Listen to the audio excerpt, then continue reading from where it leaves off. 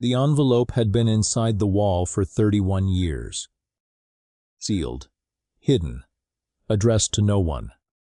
And when it finally surfaced, on the same morning they were dividing a $400 million estate, only one person in that room understood what it meant. His name was Daniel Holt. He was the son who had been erased from every document, every photograph, every legal record his father ever produced. And now, standing in a marble hallway he hadn't entered since he was 19 years old. He was holding the reason why. Hartford, Connecticut. November 1991.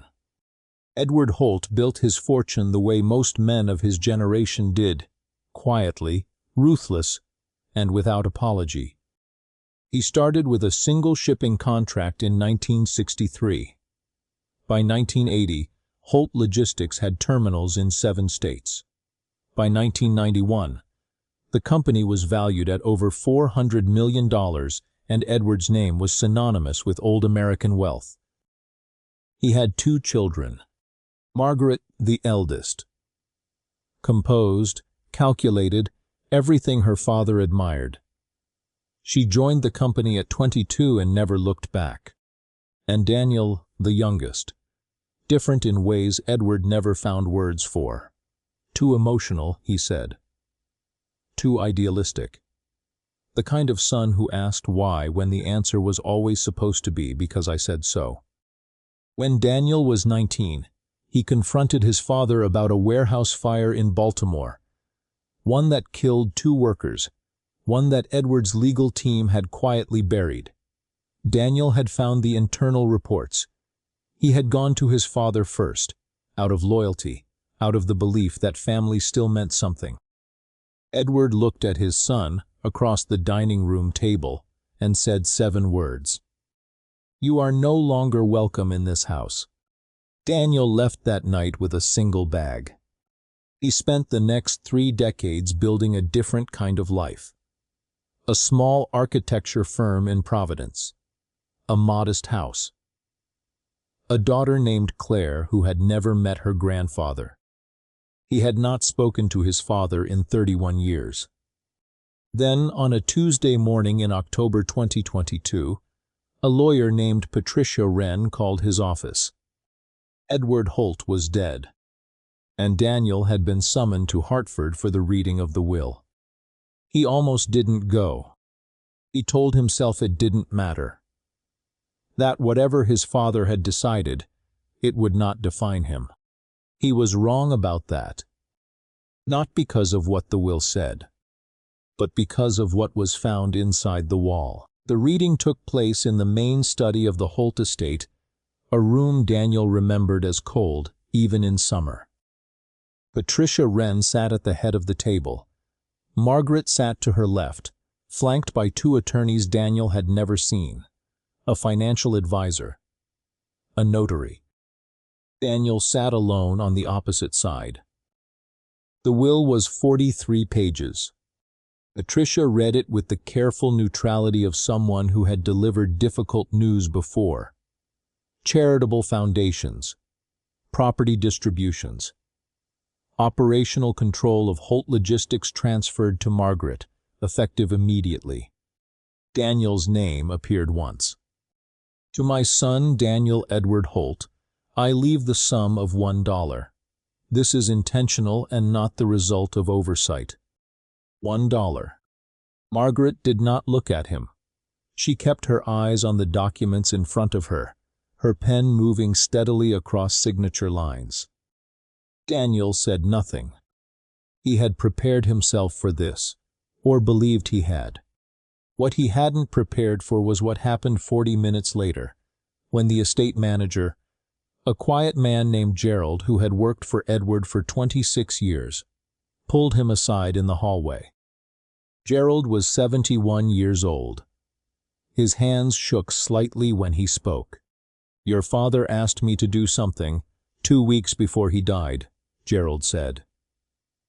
"He asked me to open the east wall panel in the library. I didn't understand why. I just did what he asked." He reached into his jacket and produced a plastic sleeve containing a single envelope. Yellowed, sealed with wax, no name on the front. He told me, Gerald continued, his voice dropping, to give this only to Daniel. Not to the lawyers. Not to Margaret. Only to you. And only after the will had been read. Daniel stared at the envelope. 31 years of silence. $1. And now this. Did you know what was inside? Daniel asked. Gerald shook his head. He only said one thing about it, the old man replied. He said, Gerald, some debts cannot be paid in a will. Daniel took the envelope. He stood there in that marble hallway, the sounds of lawyers packing their briefcases drifting from the study, his sister's heels clicking toward the exit. And he did not open it. Not yet.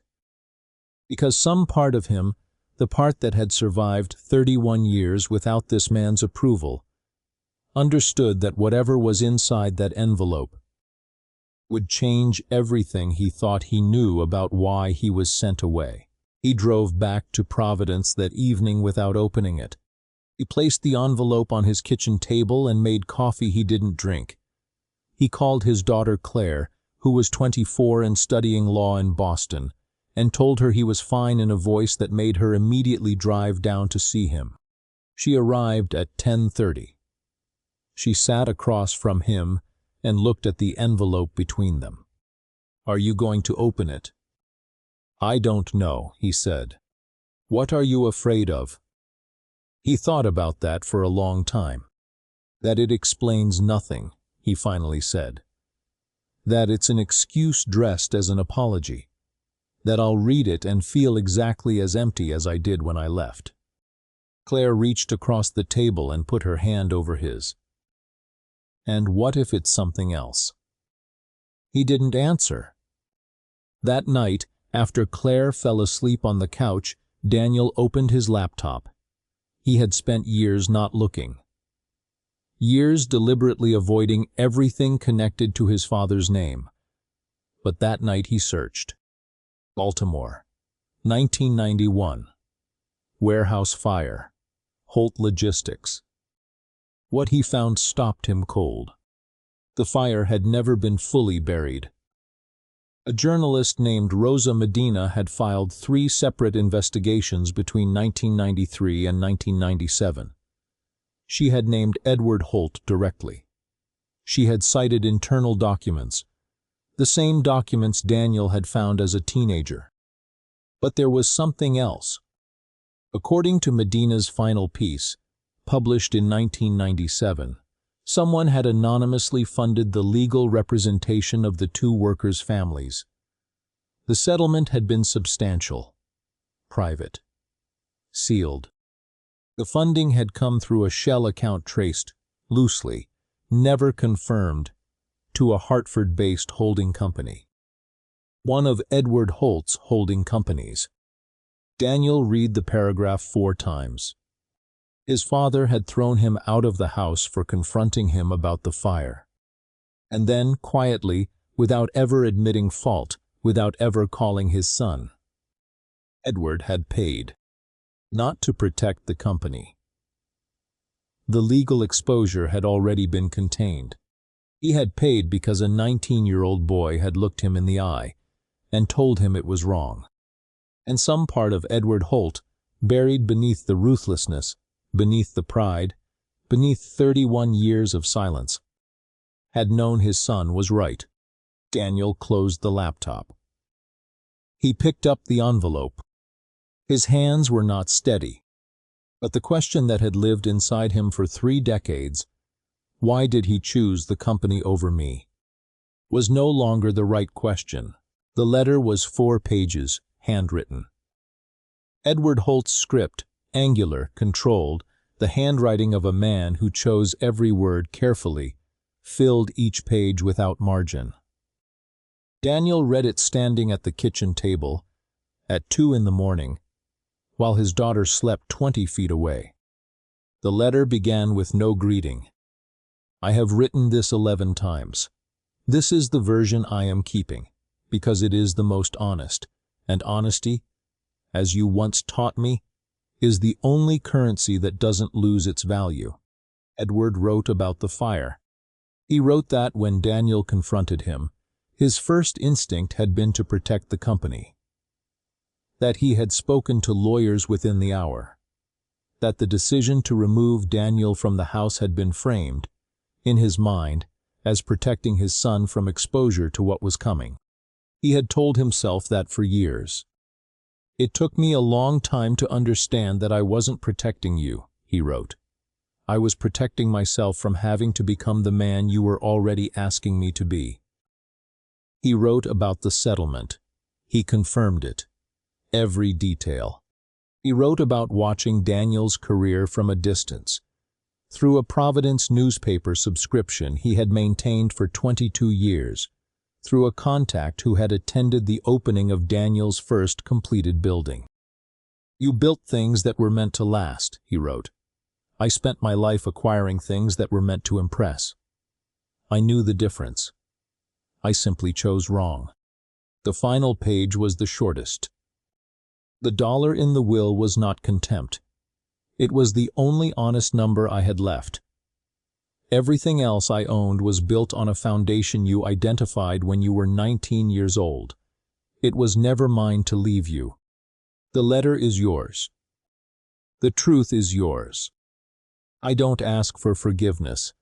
I ask only that you know, the night you left, I stood at the window and watched your car until the lights disappeared. I never stopped watching. Edward. Daniel folded the letter.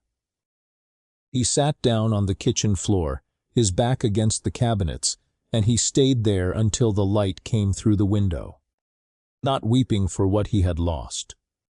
But finally, after 31 years, releasing what he had been carrying. Some fortunes are measured in dollars. Some are measured in what a person is willing to admit, and what they are willing to carry alone, rather than burden the people they love. Edward Holt was not a good man. But in the end, he was honest about exactly that. And Daniel Holt, architect, father, the son written out of everything, walked out of that kitchen the next morning with something no will could ever transfer. The knowledge that he had always been seen. Every legacy has a dark side, but sometimes, buried inside the darkness, there is a letter. Subscribe. The next story begins soon.